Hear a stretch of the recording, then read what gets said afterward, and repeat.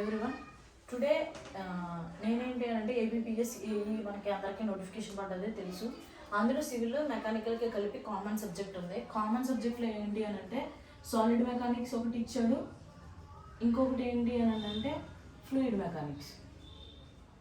Solid mechanics and fluid mechanics. ఈ solid mechanics fluid mechanics దగ్గరికి వచ్చేసరికి ఏంటి ఏమేమి ఉంటాయి అన్న నేను చెప్పాలనుకుంటున్నాను.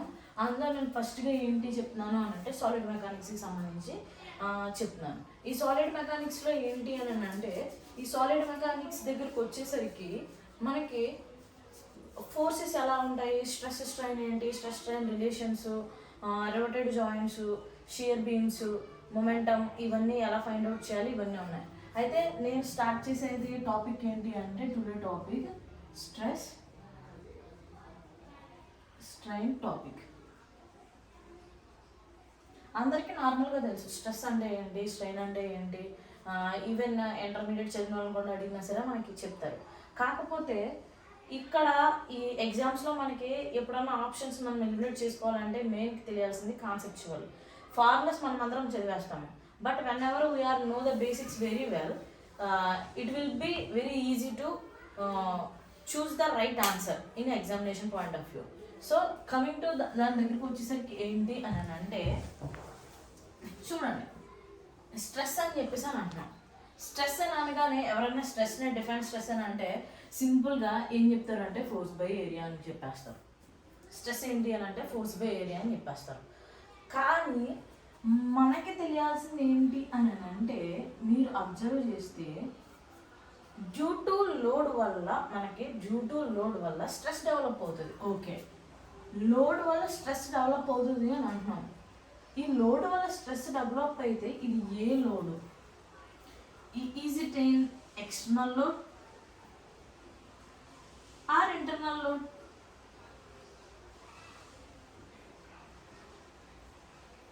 ఈ లోడ్ అప్లై అవుతున్న లోడు ఇంటర్నల్ లోడా ఎక్స్టర్నల్ లోడా అని అంటే it should be an external load. Load మనం ఒక దాని మీద ఎక్స్టర్నల్గా అప్లై చేస్తున్నాము అంటే ఫర్ సపోజ్ చూడండి,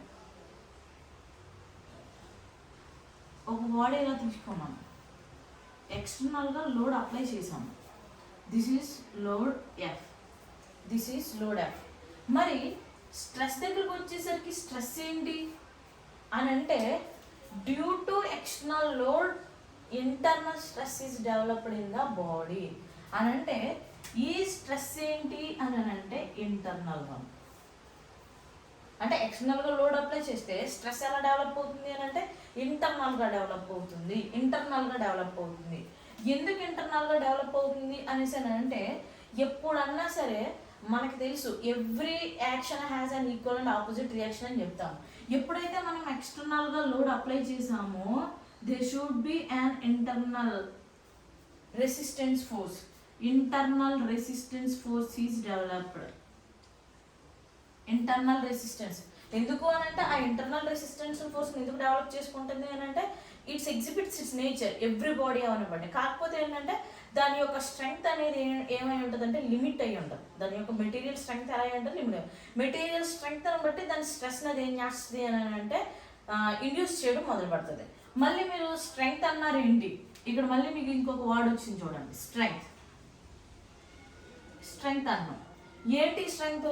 స్ట్రెంగ్త్ వేరు స్ట్రెస్ వేరు అని అంటే స్ట్రెంగ్త్ వేరు స్ట్రెస్ వేరు. స్ట్రెంగ్త్ వేరు స్ట్రెస్ వేరు. ఏంటి రెండింటికి వేరియేషన్ ఏంటి అని అంటే స్ట్రెంగ్త్ అనేది మనకి మెటీరియల్ ప్రాపర్టీ. స్ట్రెంగ్త్ అనేది ఏంటి అని అంటే మెటీరియల్ ప్రాపర్టీ. ఈ మెటీరియల్ ప్రాపర్టీ మనం ఈవెన్ స్టీల్ తీసుకోండి, లేదా ఐరన్ తీసుకున్నా, వుడ్ తీసుకున్నా, మనకి ఈ ప్రాపర్టీస్ అనేవి దీని యొక్క మెటీరియల్ ప్రాపర్టీ చేంజ్ అవ్వవు. మరి స్ట్రెస్ ఏంటి అని అంటే it's varies according to load. It varies according to load. Load బట్టి స్ట్రెస్ ఏమవుతుంది అంటే వ్యారీ అవుతుంది. నువ్వు తక్కువ లోడ్ అప్లై చేసామనుకోండి, if you apply lesser stress will be induced. Limit దాని మ్యాక్సిమం లిమిట్ ఎంతైతే ఉంటుందో దానికి అప్లై చేసినప్పుడు మనకి మ్యాక్సిమం స్ట్రెస్ అనేది వస్తుంది. కానీ ఈ మెటీరియల్, ఈ స్ట్రెంగ్త్ అనేది ఏంటంటే material property. According to load ఇది ఏమన్నా వ్యారీ అవుతుంది అంటే no, it does not varies. Load బట్టి ఏమి డిపెండ్ అవ్వదు, దీనికి పర్టికులర్ ప్రాపర్టీ ఉంటుంది. అందుకే చూడండి, స్టీల్ అని అన్నప్పుడు మనం యంగ్స్ మాడ్యులస్ అని అంటే మనం వీఆర్ ఆల్వేస్ టేకింగ్ 2 × 10⁻⁴ తీసుకుంటాం. ఏదో తీసుకుంటున్నాం 2 × 10⁻⁵ Nm² అంటే it is a fixed property, it's a material property. దాని స్టీల్ యొక్క మెటీరియల్ ప్రాపర్టీ ఏంటి అని అంటే యంగ్స్ మాడ్యులస్ అంతే. మీరు అది సపోజ్ స్టీల్ ఉంది, నేను ఇంత లెంగ్త్ బార్ తీసుకున్నాను, suppose this length is 10 metres అనుకోండి. ఈ 10 మీటర్కి ఎంత ఉంటుంది అని అంటే 2 × 10⁵ ఉంటుంది. లేదు, దీన్ని ఇంకొంచెం ఎక్స్టెండ్ చేశాను, ఇంకొక 8 మీటర్స్. అప్పుడు దీనికి ఏమన్నా చేంజ్ అవుతుంది అంటే చేంజ్ అవ్వదు. మళ్ళీ ఇంకొంచెం తీసుకున్నాను, this one is suppose 6 metres, change అవుతుంది అంటే చేంజ్ అవ్వదు. మనం ఎంత తీసుకున్నా ఎలా తీసుకున్నా ఈ సేమ్. క్రాస్ సెక్షన్ చేంజ్ అవనివ్వండి, లెంగ్త్ చేంజ్ అయినా, డయామీటర్ చేంజ్ అయినా, ఏం చేంజ్ అయినా ఈ ఎలా ఉంటుంది అని అంటే this is constant. This is constant. That is we are called it as strength. Stress ఏంటి అని అంటే వ్యారీ అవుతుంది.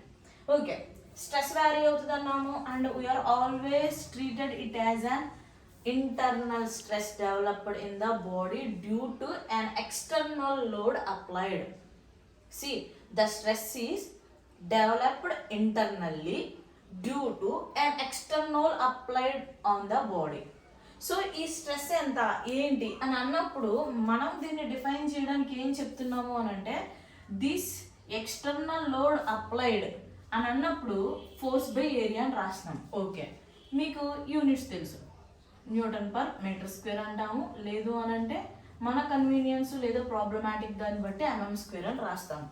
ఇప్పుడు ఫోర్స్ బై ఏరియా తీసుకున్నప్పుడు ఈ ఫోర్స్ ఏంటి, ఇక్కడ ఈ ఫార్ములాలో వేసేది ఎక్స్టర్నల్ వేస్తున్నామా, ఈ ఫోర్స్ అనేది ఇంటర్నల్ వేస్తున్నామా అని అంటే ఈ ఫార్ములాలో వేసిన స్ట్రెస్ ఇది ఇంటర్నల్. అదేంటి ఇక్కడ లోడ్ ఎఫ్ అనేది ఏమో ఎక్స్టర్నల్ అన్నాం కదంటే అవును, లోడ్ ఇక్కడ ఎఫ్ అన్నది ఎక్స్టర్నల్లే చెప్తున్నాము. ఇక్కడ ఫార్ములాలో వేసేది ఎఫ్ అంటే కాదు, మనం స్ట్రెస్ ఏమవుతుంది అన్నామంటే ఇంటర్నల్గా డెవలప్ అవుతుంది. అది ఇంటర్నల్గా డెవలప్ అయ్యే ఫోర్స్ ఏంటి అని అంటే ఇక్కడ ఎఫ్. మేబీ ఈ ఎఫ్ అనేది ఈ ఎక్స్టర్నల్ లోడ్ కంటే ఎక్కువ ఉండొచ్చు, తక్కువ ఉండొచ్చు, ఈక్వల్ అవ్వచ్చు. సి దిస్ ఎక్స్టర్నల్ ఈ ఎఫ్ లోడ్ కంటే ఏమవ్వచ్చు అంటే ఈక్వల్ అవ్వచ్చు, లెస్ అవ్వచ్చు. ఇక్కడ మనం ఏమి యూజ్ చేస్తాం ఈ స్ట్రెస్ దగ్గర అంటే కంపల్సరీ ఇంటర్నల్. అందుకే స్ట్రెస్ని డిఫైన్ చేసేటప్పుడు the internal force developed in the body per unit area is called as stress అంటాం. See the internal force developed per unit area in the body is called stress అంటాం. ఇప్పుడు ఇది internal అని అంటే ఇది లెస్ అవ్వచ్చు, ఇది అవ్వచ్చు అంటున్నాం. Suppose see I am indicating this external load is capital F and this internal force is small f. నేను ఇదేమంటున్నాను, ఒకసారి దిస్ ఈస్ గ్రేటర్ దెన్ అంటున్నా, maybe some times this one is small, some times this is equal అన్నా. ఏంటి ఏమేమి జరుగుతుంది అంటే మీకు తెలుసు, ఇప్పుడు ఏం లేదు, ఎక్స్టర్నల్ లోడ్ ఎక్కువ ఉండి ఇంటర్నల్ లోడ్ తక్కువ ఉందనుకోండి, అంటే ఇంటర్నల్గా రెసిస్ట్ చేసుకున్నా దీన్ని సింపుల్గా ఐఎమ్ ఇండికేటెడ్ విత్ రెసిస్టెన్స్ ఫోర్స్. ఈ internal resistance force external force కంటే సపోజ్ తక్కువ ఉందనుకోండి, ఏమవుతుంది అని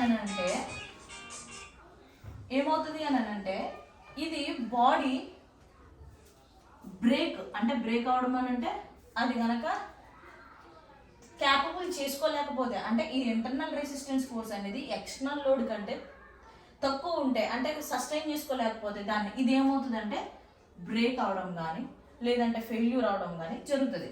అలా కాదు, రెసిస్టెన్స్ ఫోర్స్ ఇంటర్నల్గా డెవలప్ అయ్యేది ఎక్కువ ఉందనుకోండి, మనకి యాస్టిస్ బాడీ అలాగే ఉంటుంది, ఎందుకంటే ఇది ఎక్కువ ప్రొడ్యూస్ చేస్తుంది. సో ఇది బేర్ చేయగలుగుతుంది, ఆ లోడ్ని బేర్ చేయగలుగుతుంది. ఒక్కొక్కసారి ఏమవుతుంది అని అంటే మనకి ఈ రెండు సేమ్ అవుతాయి అంటాం. అంటే ఈ రెండు సేమ్ అయినప్పుడు ఉండే ఈ కండిషన్నే మనం ఏమంటామంటే ఈక్విలిబ్రియం కండిషన్ అంటాం. లేదు అని అంటే ఫోర్సెస్ బ్యాలెన్స్ అని చెప్తాం. అంటే internal force is equal to external force, ఈ రెండు ఈక్విలిబ్రియంలో ఉన్నాయి, రెండు బ్యాలెన్స్ అయినవి అంటాము. So see once again I'm repeating this one, carefully listen. Here the stress we are defined as internal resistance force developed per unit area is called as stress. This internal resistance force, here we are using internal resistance force, but మనం ఏం చెప్పాము starting లో అంటే this stress is developed by the cause. ఎవరు cause అని అంటే external load వల్ల develop అయింది. మరి ఎక్స్టర్నల్ లోడ్ అంటున్నాం, అక్కడ ఇంటర్నల్ లోడ్ అంటున్నాం, రెండింటికి ఏంటి డిఫరెన్స్ అంటే సపోజ్ దిస్ ఎక్స్టర్నల్ లోడ్ అనేది కనుక గ్రేటర్ దాన్ రెసిస్టెన్స్ లోడ్ అయితే, అంటే ఇంటర్నల్ గా డెవలప్ అయిన రెసిస్టెన్స్ కంటే ఉంటే ఇక్కడ మనకి బాడీ అనేది ఏదో డిఫార్మేషన్ జరగడం కానీ ఫెయిల్యూర్ కానీ జరగడం జరుగుతుంది. అలా కాదు, రెసిస్టెన్స్ ఫోర్సే ఎక్కువ ఉందనుకోండి, బాడీ మనకి యాసిడ్ ఉంటుంది, అంటే ఫెయిల్ అవడం కానీ బ్రేక్ అవడం కానీ జరగదు. లేదు రెండు ఈక్వల్గా ఉన్నాయంటే మనం ఆ కండిషన్లో ఏమంటామంటే ఆ బాడీ ఈజ్ ఇన్ బ్యాలెన్స్, అంటే బోత్ ఫోర్సెస్ ఏమైనాయి అని అంటున్నామంటే ఈక్వల్ అయినాయి అని అంటున్నాం. So these are the small things, but even though these are the small things, these are very useful one to eliminate the unnecessary options in our problems. ఈజీగా confusion రాదు. ఎందుకు అని అంటే there is no confusion. Even problem solve చేసినప్పుడు కూడా ఏంటి అని అంటే మీకు క్లియర్ కట్గా మీకు ఒక ఐడియా వచ్చేస్తుంది.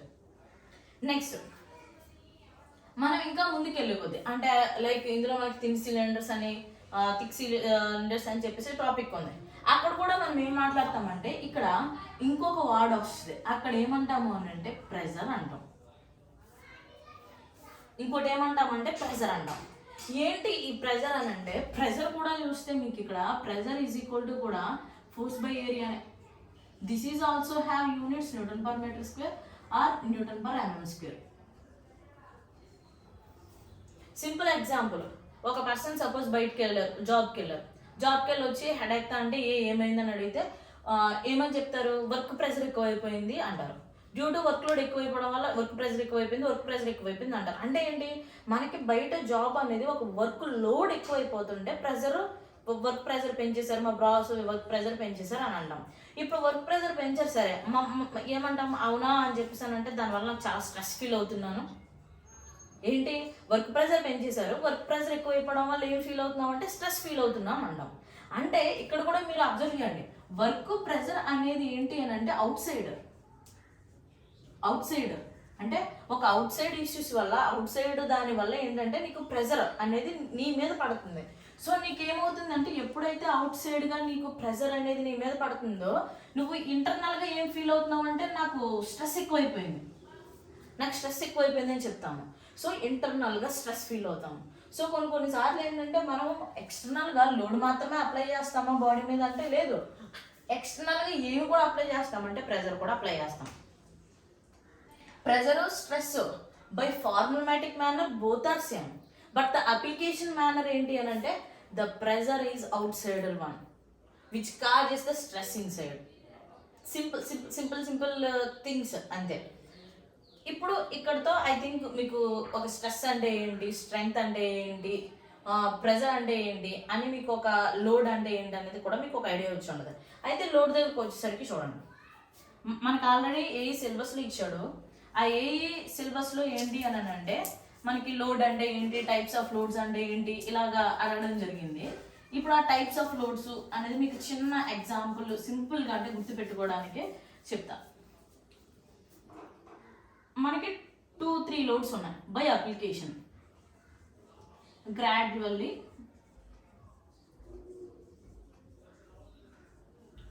Applied load, gradually applied load అంటే ఏంటి అని అంటే if you or any time మనము చేసేటప్పుడు కనుక ఒక గ్రాఫికల్ మేనర్లో మనం తెలుసుకున్నాము అని అంటే it will be very clear అనమాట, క్లియర్ కట్గా వస్తుంది.